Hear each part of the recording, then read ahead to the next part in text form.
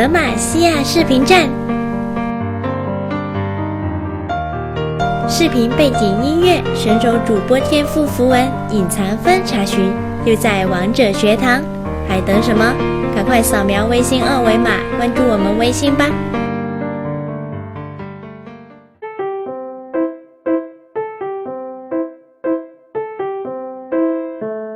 喜欢猫咪的你，就来关注我们微信吧。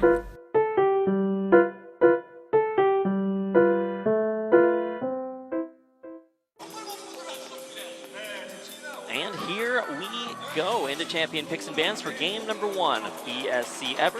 Facing off against Kongdu Monsters, starting things off with a Rise ban against Edge.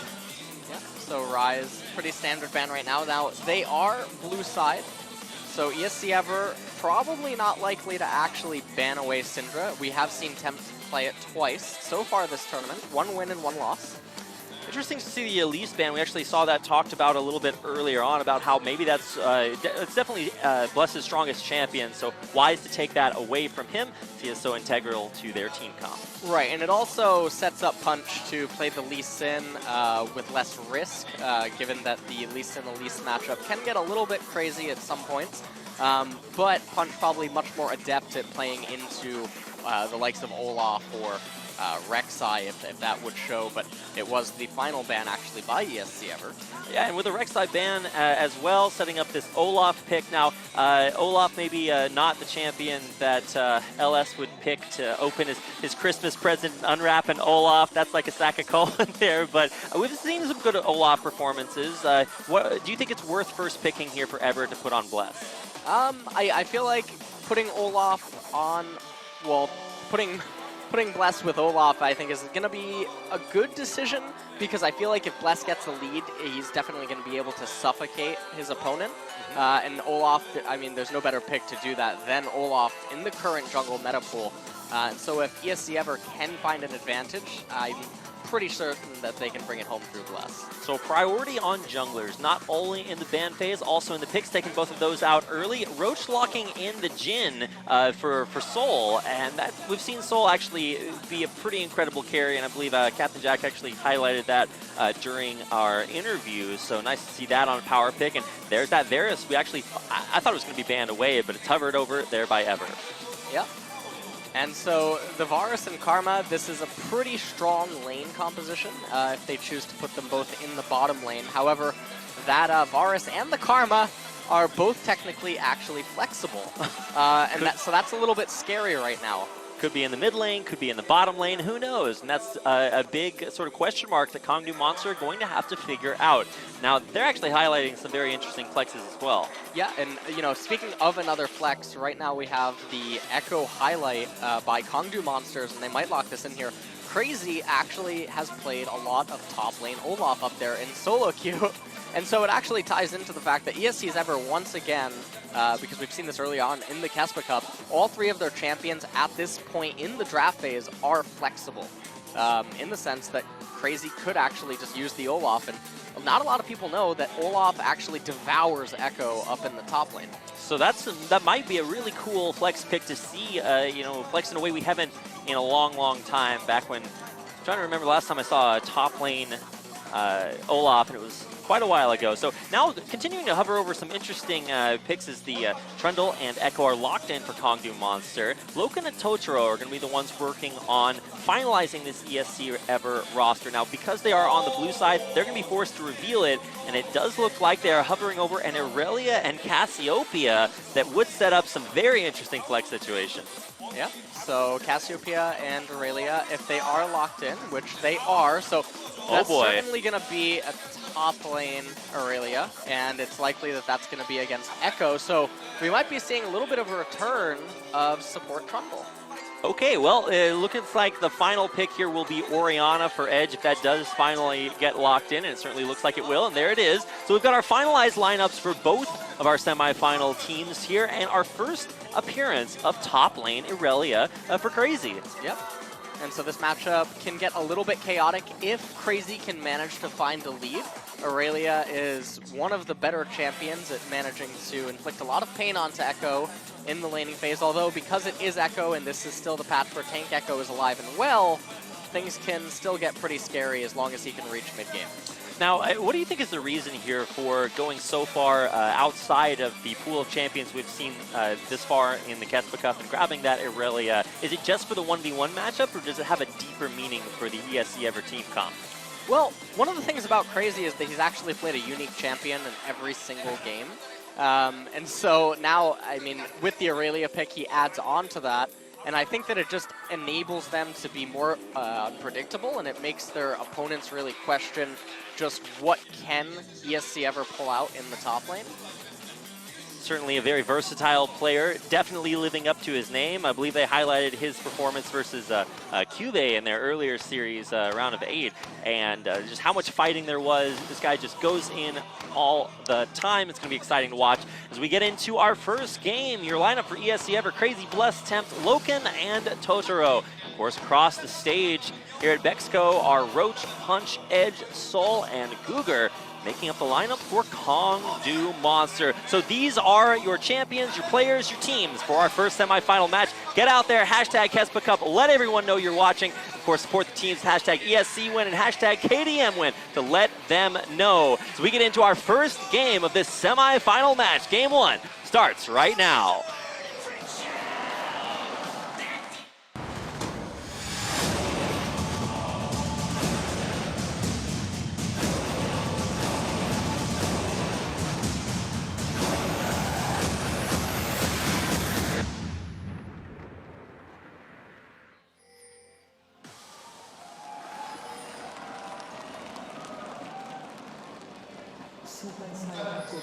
With a huge cheer from our Bexco Auditorium audience, we are getting into our first game of this best of 3 ESC Ever. On the blue side, taking on Kongdu Monster.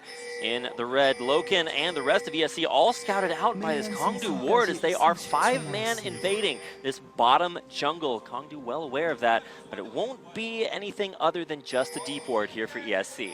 Yep, and so getting that ward down will let them know exactly what Kongdu is going to do level 1. Now, again, it does look like a pretty standard start. Normally, in the KeSPA Cup, we've almost always seen fans, and I think that, okay, well, this is going to get maybe a little bit crazy as Kongdu Monsters knows that all 5 of ESC's members are actually moving across the map, but this is a this field might trip. be a psychological ploy. Now they are making sure to avoid most common ward positions, and you can see even Tempt, as he walked back to mid, didn't walk over that ward and take maybe some free poke from Edge on his way back to mid. So trying to stay safe, but Bless and Crazy will be spotted out by a ward, just like Googer and Soul are on the opposite side of the map.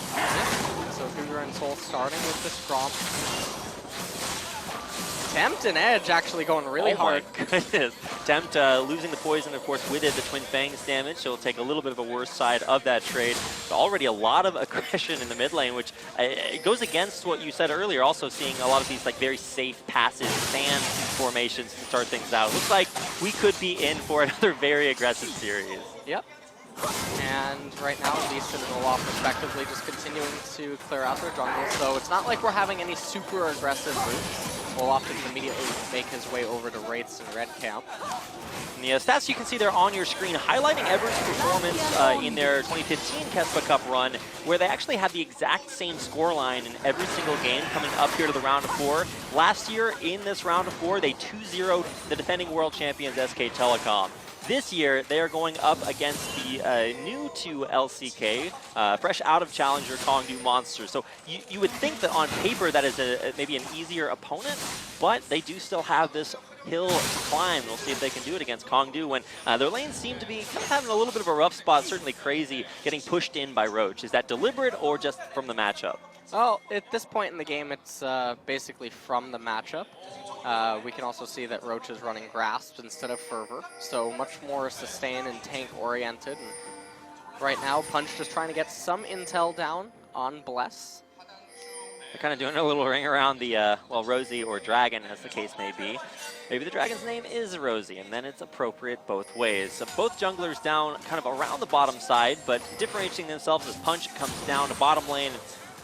Googer and Soul putting the wave in a position that's a little bit too difficult for that Lee Sin to gank just yet.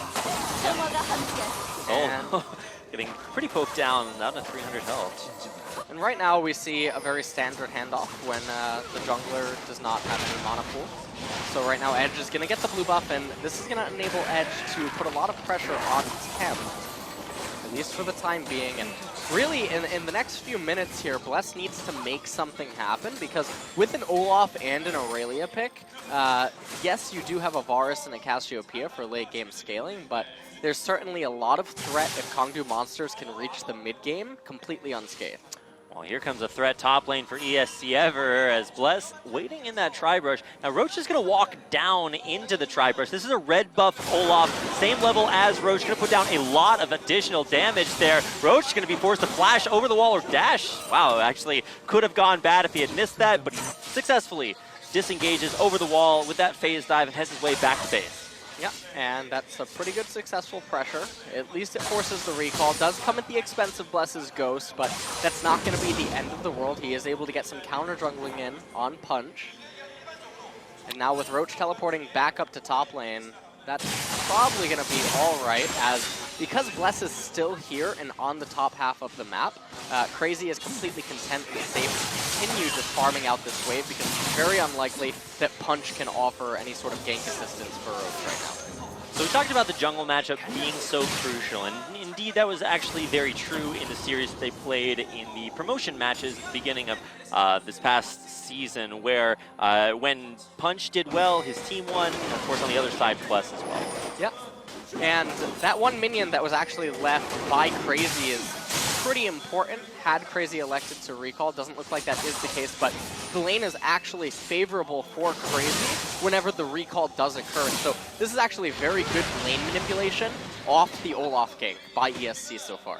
So we have seen Bless in lane, getting things done. Punch has not necessarily made his presence known. Of course, looking to do that right about now. Does still have that flash up, but he is not level 6, so not going to see anything super, super crazy. But here he comes. Oh, it did show. Just barely out of Fog of War. So Temp will be aware of what's being set up.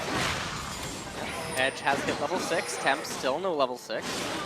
Undertow did land, so that did force out the ward jump away from Punch. Didn't get a chance to check exactly how many wards he does have. Bottom lane has continued to be very aggressive as his poke matchups, or the Totoro and Loken poke would dictate, but we'll get a chance to see whether or not the junglers want to come down there and impact that lane as well. Yeah, and right now Bless still relatively healthy and certainly has enough mana to actually stick around and do something in bottom lane. And as we're watching top lane, one of the questions I'm asking myself is if we're going to actually see Crazy opt into Wit's End this game due to the fact that they have a double AP composition on Conqueror's team. So both junglers know exactly where the other jungler is. A lot of poke down onto Guger as he backs off. This is kind of interesting. What changes about this 3v3 dynamic when both teams know where the other jungler is? Well, any match or counter gank by Lee Sin is probably going to result in the death of one of the ESC champions. Any sort of counter or match gank by Lee Sin in any of these lanes really is going to be pretty catastrophic for ESC Ever. So it's really going to come down to Bless's ability to find openings to create ganks where he knows that Punch is likely to be absent. Now we should probably take this opportunity to talk a little bit about not just the early game, but where this is going to take us. As far as both of these two team compositions go, who do you really think comes out with the better early game, better late game? What are the objectives here? Well, Kongdu Monsters, when they reach the mid-game, the Jhin ultimates are going to be pretty obnoxious and difficult for ESC Ever to deal with if Olaf doesn't have his summoners up, and if Crazy also doesn't have flash up or something. And as the game draws longer and longer, it's going to become increasingly more difficult for ESC to find wins. And this Inferno Dragon, definitely a lot better for Kongdu Monsters than it would be for ESC Ever, so they probably have their eyes set on that in a few minutes. All right, so that should give us a little bit of early action if that is the objective that is prioritized. Looks like still attempting to impact this top lane. Punch in the area. And of course, with Roach clearing out this pink ward, that would set up a good opportunity for Punch to come back in. Crazy able to dash right back to the minion wave. He will be safe from that Punch gank for now. Bless clearing his red buff. Totoro just trying to get some vision in right now, and he's mostly just doing this because this is a pretty safe downtime. It's unlikely that Kongdu Monsters can try to make any sort of dive attempt against Loken. Loken relatively safe down there, having hit level 6 and having both his summoners up. We have seen the first few items being bought across the rift. Loken actually starting with that serrated dirk and then moving into a tier of the goddess after. Of course, the tier first on imp, attempt rather, like you would expect from Cassiopeia. Across the board, what do you really think about these first few buys? Does that telegraph anything about the playstyle they're going for? No, they're mainly just standard buys. Loken and Temp both respectively need those tiers. Obviously, Temp wants to get the Serap's Embrace eventually, but how Temp will continue to itemize as the game progresses, I think, is going to be situational. Cassiopeia definitely very flexible with how she can itemize relative to the game flow and how she can pressure her opponents more through that itemization. But so far, everything actually is pretty standard. Oh, Ed walking a little bit too close. He's forced to use both his summoners. Having to blow both of them right there. Not super bad. Still going to be a little safe now that Punch is around. And might see a little bit of contention over Wraiths right here. And this could get a little ugly for Punch. He's coming in for the Spite Steal, but I think Bless actually got that. Yep, he did manage to secure it. Still down a level, though. Had he lost that camp, it would have certainly been a little bit worse. But he managed to secure the Smite win, and now... Oh, there's a flash aggressive over the wall, but then it's going to be a kick right back into Shockwave to literally turn it into Edge's favor. Bless gets in, but is unable to save his carry. Great positioning, like you said, on that match gank by Punch. Yep, and so them getting the kill right there is actually pretty big. Going on to Edge, definitely one of the carries of the team. It's going to be very problematic for ESC, especially because Temp also now having no summoners and also Bless having used his summoners prior. Teleport down to the bottom lane. Loken down to half HP. Totoro going to get, or actually it's Loken the first 3v, receiving the damage. He will be going down there as well. Totoro actually surviving for a little bit longer, but in the end it's a double for Roach, and all 4 members of Kongdu survive the dive.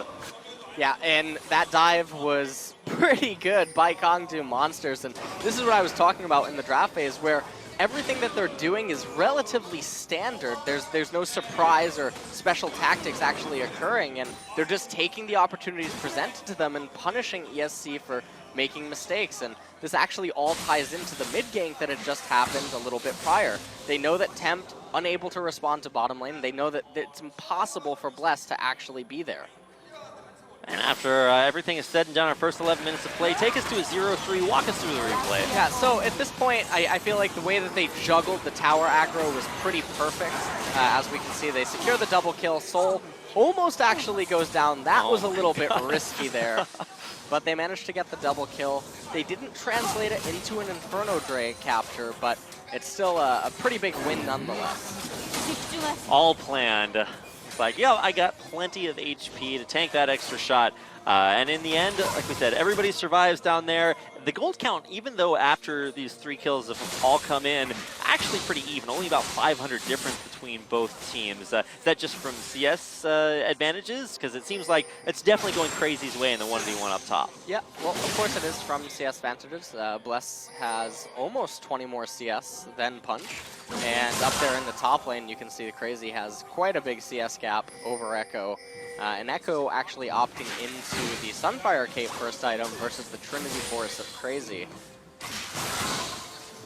So continuing to build up Echo's tankiness. That is the build currently. Guger walking pretty far forward. He does subjugate Totoro out of the lane, at least for now. And here comes in this curtain call. See how well they can dive it. Totoro will continue to get hit there off to the back. A nice block there, but Shockwave coming in onto 10. He's the perfect dodge by Edge. Turns it right back around. Impeccably played. That's another Kongdu kill. That was so well played by Edge right there. And oh my god. That can't feel good if you're Tempt right now. That definitely is going to get under your skin because that was just a soul read by Edge. When you know exactly what is coming, you just turn right back around. Oriana, the ball's already out there. avoids the stun, brings it back, and takes out Tempt again after, it seemed like the first time, Tempt was the one who made that somewhat over-aggressive flash over the wall, but let's watch this one more time. So Edge ults a little preemptively, and then that was just, that was so beautiful by Edge. And I mean, it's a solo kill nonetheless. Bless was trying to come, couldn't get there in time. Now, ESC ever saying that, well, never mind, they canceled the teleport. I feel like they were saying that, okay, we need to make something happen, and they certainly do, because their team composition is one that benefits from accelerating and having a very explosive mid-game where they need to secure leads over their opponents, and thus far, they haven't gotten any. KeSPA actually going to deny, not only proxy farm a wave, push Roach back to base, and deny him an entire wave at turret, or will he? Roach actually using the ult trick to get back up the top lane with a chrono break. I thought he was actually going to lose most of that experience, but after that cancel came in from KeSPA, what do you think was the misconception there? Because it does seem like a few plays on ESC are less communicated than you'd expect. Yeah, they're definitely looking a little bit lackluster compared to the level of play that we've seen from them early on in the KeSPA Cup, and I don't know what necessarily to attribute that to. I feel like that was an opportunity that they could have abused the teleport from KeSPA to try to secure a Drake, but I don't fully know why they canceled. And now Kongdu Monster is going to be the one to get this Inferno Dragon, and this is so big for Orianna. Yeah, it's uncontested. Kongdu do pick it up. Not a flash. There's a ghost on Bless, so he won't be able to get in there for any steals. He is down on the bottom half of the map, though, so might be looking to turn something around. Do have ults for both AD carries, so Loken could try to block someone down and maybe allow the Olaf a chance to engage. But the ward game, really, from Kongdu is scouting everything out that they could ever do. Yeah, and the ward basically the ward game from Kongdu basically being focused on the bottom half of the map enables Punch to actually be a lot safer with his jungle roots, in the sense that it's extremely difficult for ESC to actually coordinate ganks in the bottom lane there. But one thing that Kongdu has to be cognizant about is that the top lane First Blood Tower is still a very real threat, and they don't want to lose that too crazy, because Aurelia getting that First Blood gold is one of the things that ESC could definitely use to propel them into an advantage moving forward. Yeah, we've already seen First Blood go to Kongdu, First Tower Blood still out there for one team to take or another, and it does seem like KeSPA's sustain in lane has been pretty good. Trinity Force now completed the big power spike that Roach is going to have to watch out for, and as both of the top laners will now have their teleports up, it's not just the 1v1, you got to keep an eye on their global pressure across the map. Now, Pillar coming out there, pushing Totoro back. Nice job denying, getting locked down there by the Deadly Flourish. Mid lane, though, it's going to be Punch and Edge that push the weakened Tempt out of lane. Yeah, and so rather than Punch actually having to move to the top side of the map, where his presence would definitely be a lot weaker, he instead elects to go mid lane and rush down that First Blood Tower. Now they're looking to make a play again onto bottom lane. 4 champions strong. Here comes the curtain call. Guger's actually pretty weak there. He goes forward. He will subjugate there to start tanking this up. And there's Lee Sin going in for the dive. Beautiful flash from Totoro. Keeps himself safe. But it's a dancing grenade that comes in and picks up Soul his kill. KeSPA teleporting in, trying to stay alive, and he will survive there in the end. It's a 1-0 exchange. Kongdu's favor. Yep. And, I mean, with that victory, they're going to be able to back up here. And I don't think that ESC are actually able to take this any further without Loken, as they have no way to pressure Kongdu underneath their tower. So we're going to take a look at this again. And Soul, with the curtain call, inflicting a ton of damage. Punch a little bit slow on the kick onto Loken, but it doesn't matter anyway. Soul ends up picking up that kill. The exhaust comes out onto KeSPA, and Edge manages to escape. And it didn't matter that Tempt had showed up because it was already too late. Yeah, I mean, the teleport coming in from KeSPA almost evened that up, but a last-second exhaust, like you said, kept Edge safe, even after he did kind of miss that shockwave, but created a big zone that let Kongdu capitalize on those kills. And now back from base, getting more for their efforts. They pick up first turret, killing bottom lane, and rotating through that bottom jungle, Punch rather, stealing that red buff away. Yep, and Punch getting that red buff and now being on the bottom half of the map. And this is intentional. The way that he's been playing the map and acknowledging that his weak side was up there in the top lane, and how they basically placed all of their wards in the early and mid game thus far have been perfect, and you can see that ESC haven't been able to really react to it that well, and it just enabled Kongdu to punish all the mistakes that ESC ever were making. Punished they have been, and ever, while they may be strong up there in the top lane, you can see that absolutely gigantic 60 CS lead for Crazy over Roach. Is that really going to be something that ESC ever can really rely on? Because it doesn't seem to have had that much of an effect so far. Well, the 60 CS advantage is almost negated by the 2 kills. Not entirely, but it's not enough of a lead that ESC would want up there on that Aurelia. And so while the Aurelia is strong and it's certainly always a threat, especially in the split push, Crazy not having Flash up for this next Dragon that's coming up soon and not having Teleport means that it's going to be relatively easy to contain.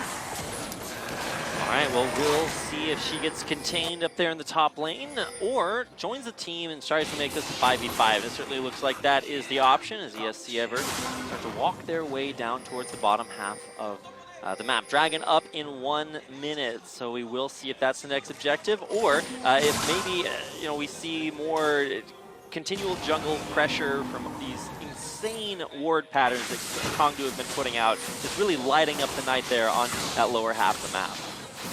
And Temp picking up the blue buff right now, as he definitely wants that to have for the Dragon fight. Blue buff pretty important on Cassio, and we can also see now that Crazy seems to just be moving back up to top lane, and this might be intentional. They might be willing to actually concede the Dragon in favor of getting the tier 2 top lane turret, which Crazy can shred pretty quick with that Triforce.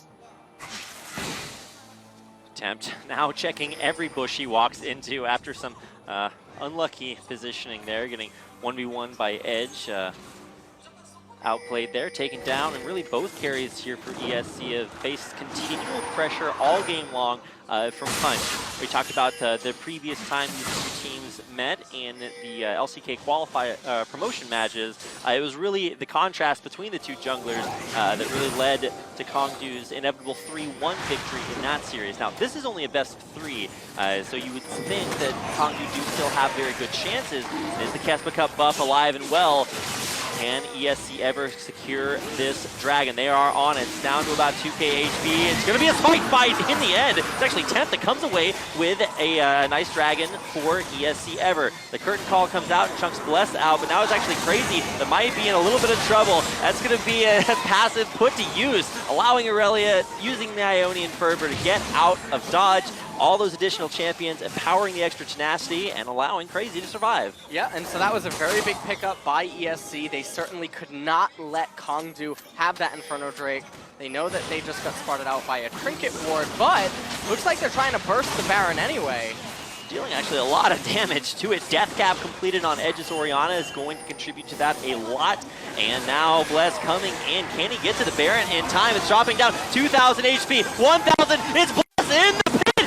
It's good for Punch after Bless went a little too early. In the end, though, it actually might be a few kills coming back towards the ESC ever. They take out Edge. Everyone's still alive here for ESC, but they can't make it over the back Baron wall, and it will be the buff. Oh, wow. So, okay, Loken getting chunked out there, or Soul getting chunked out by Loken, who I thought might have found a few more, but a great smite there from Punch. I don't actually think Punch actually smote it. I think Bless got it down to like 100 HP. Yeah, well, I mean, the pickup of the Baron is gigantic right now for Kongdu Monsters. Now they're going to be unable to actually capture this mid lane tier 1 turret, primarily because of the Baron buff minions, and that is just a gigantic victory for Kongdu. You do have to question why they didn't throw more on trying to kill Crazy if the immediate follow-up was going to be a Baron play, but nonetheless, they secure it, and now ESC Ever is in a really rough spot. Certainly are, losing that big objective. I mean, you get a Dragon, but at what cost? Now that evens up the Inferno Drake. Let's watch this smite again. So, I mean, Bless doing everything he could to get in here, and 75. Punch manages to secure it in the end, and then Kongdu Monsters goes full disengage mode as they all just try to live. And so they lose a lot of summoners. They lost Inferno Drake, but they picked up the Baron. And that's the most important point right now, as ESC Ever are not yet really equipped to deal with the Jhin and the Orianna. both of whom are incredibly powered up right now. Death Cop on top of Inferno Drake. Really, really strong performance here by Edge. Not only in the 1v1, but also communicating the help that he needs from the team. So Crazy and Roach continuing to go at it. Roach getting the much worse part of that trade, but nothing to stop Kongdu from really pushing down these turrets off that Baron advantage. And right now, I mean, as they move on to this bottom lane turret, I don't think it would be a very wise choice to actually take a fight. I feel like this would be a scenario in which you would regroup and fight for better positioning, especially because top lane and mid lane could be manipulated a little bit better for Kongdu Monsters, but it does look like they just want to siege for a little bit. Siege continues. Baron buff still up for a minute as Kongdu push in. Now, Crazy up towards the mid lane, going off on a push there, does not have teleport. What do you think is the reason for distancing himself there? I mean, coming back now, but kind of an interesting path to take. And here comes the curtain call from Soul, so this is one of the ways into the base, but again, Soul doesn't have that flash, he doesn't have that heal, so it's going to be quite the effort to actually protect him if Bless and Crazy try to go super hard on him. Yeah, they do need to find that way into the base, but what do you think is the best use of this last minute of Baron? I mean, recalling here for Kongdu, do you think they can get any more out of it, or is that the effect that Baron has had on the map for Kongdu? That's pretty much the effect that Baron has had on the map for Kongdu Monsters. Now, they're moving up to top lane, and they moved to mid lane, and they fixed that, but this is something that they should have been doing about 30 to 45 seconds ago, and they didn't do that. Instead, they opted to siege bottom lane turret. Crazy. Might be in a little bit of a rough spot. You just see this, like, you know, blood in the water sensed out here. And oh my god, a brilliant pillar trying to keep Crazy in that parallel convergence. Subjugated, yes, but here comes Bless to try to keep the top lane turret alive. Defense successful for now, but a big commitment here for Kongdu. Crazy not going to get locked out by yet another great pillar from Guger. Pressure continues here. No Baron for Kongdu. Still looks like they will be able to save this turret. Won't be able to save the turret. With the turret going down, the siege looking like it might actually persist on. Curtain call probably going to be up soon here. And it is, so never mind, they are opting to recall.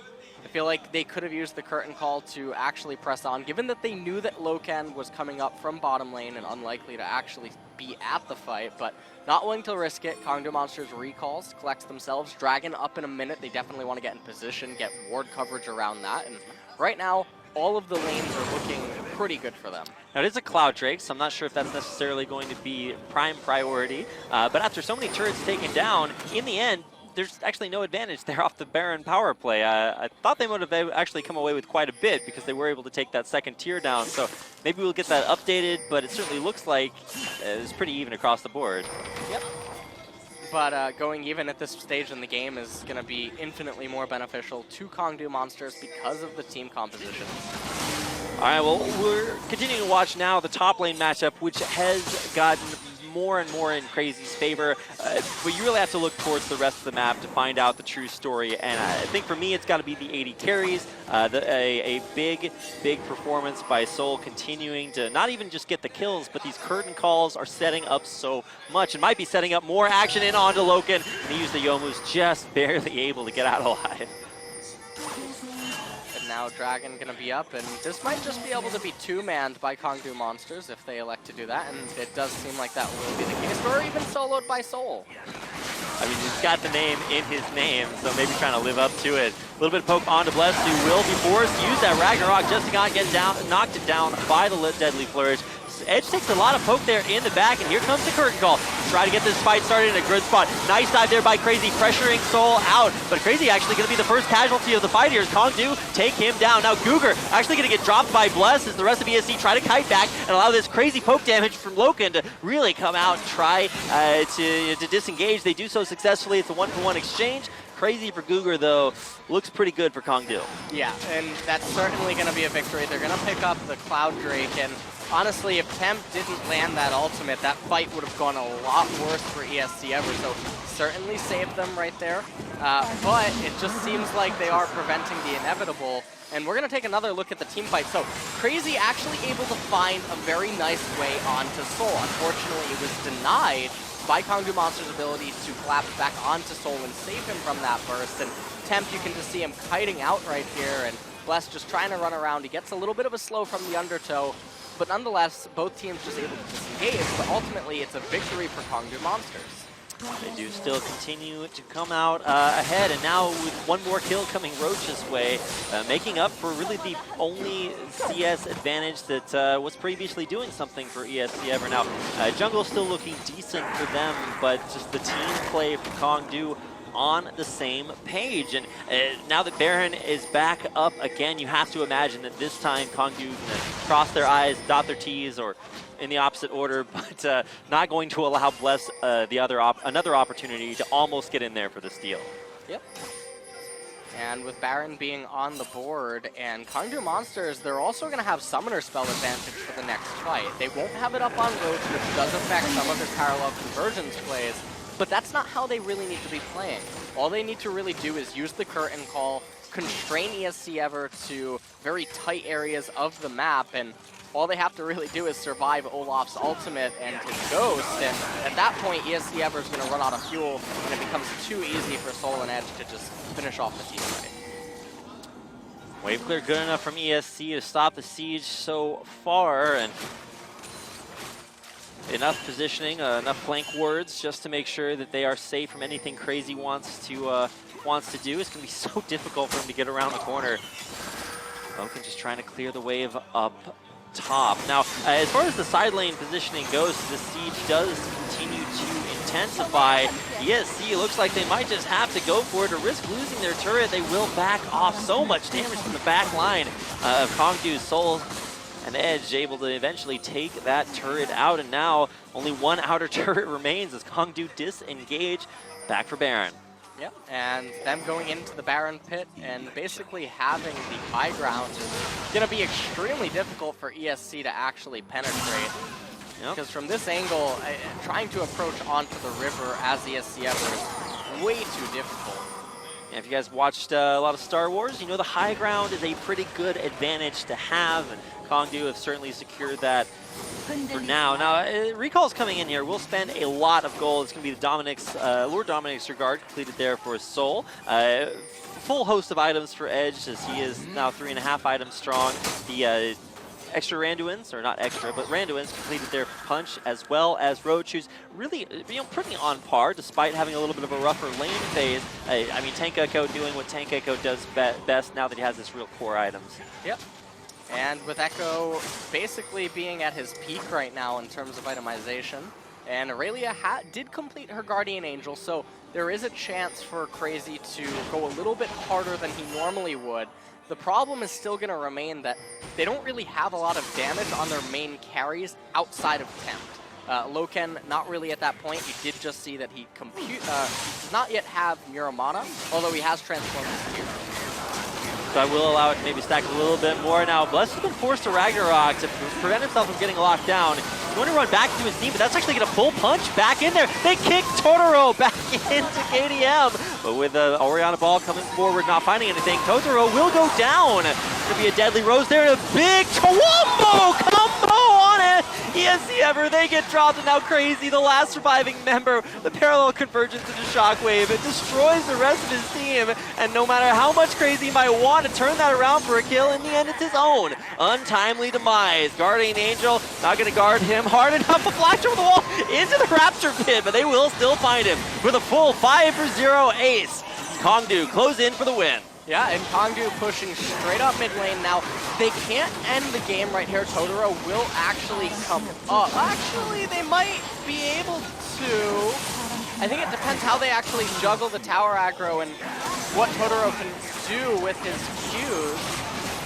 This is going to have to be the biggest Karma Qs you have ever seen. Got to get a lot of upvotes in there for him to be able to turn this from a bad situation into a good one. There's the respawn on Loken, but it just doesn't matter. After an insane team fight, Kongdu Monsters take an 11-2 victory over ESC Ever. Yeah, and that was a very, very clean game. Right at the end there, I was actually surprised at the speed at which they raised those Nexus turrets.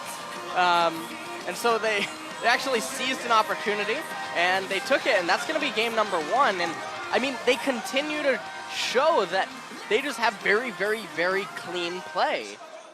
It's just the team coordination on the same page all the time, consistent dives bottom lane to get that lane ahead, and really, especially for me, tense Cassiopeia play looked pretty suspect, flashing into the enemy side of the jungle and getting countered, walking into blind bushes and getting 1v1. A little bit of answers for ESC ever to come out if they want to take game number 2. Yeah, ESC, I didn't like their team composition, and I felt like they fell under too much pressure, and when Loken and Totoro down in the bottom lane just got completely outclassed by the plays that Kongdu Monsters set up, it felt like one of their main carries, one of the main focal points of their team was just so far out of the game that it didn't matter. It was really rough to come back from at that point, and even though Crazy actually did have a great 1v1 matchup, that was not what turned it around. It was the teleports bottom lane that really helped put Kongdu Monster ahead. We'll see if they are just going to take the 2-0 and advance as a team new to LCK. If ESC ever can turn it around, we'll find out in game number 2 coming up next.